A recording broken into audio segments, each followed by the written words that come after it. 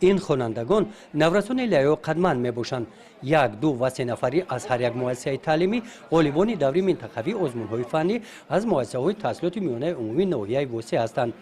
برای به دور ولایتی آزمون‌های فنی راحت پیدا کردن در مرکز ناحیه به دور ناحیوی آزمون آمدند. سال به سال در حقیقت اشتراک خوانندگان به نهایت خوبه. اگر سال گذشته 199 نفر خوانندگان در جاهای افتخاری را در ولایت جمهوری گرفته باشند، ما باید که این سال ممکن تعداد همین خوانندگان از روی رفتی من از آزمایش‌ها دیدیم بود ممکن که زیادتر شود.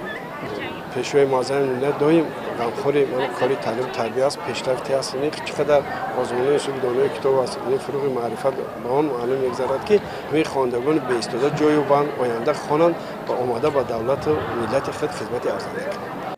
دوره ناحیوی آزمون‌های فنی در ناحیه وسه آن همین طور با اشتراک داوطلبان، والدان و استادان در سطح بلند آمادگی برگزار کرده شد. پیش از آغاز چهاربینی از نام شعبه معارف ناحیه وسه اشتراکداران دوره ناحیوی آزمون‌های فنی برای غالبیت در دوره ناحیوی تبریک کرده شده، تمنا کرده شد که به دوره ولایتی آزمون بهترین ها راه یابند.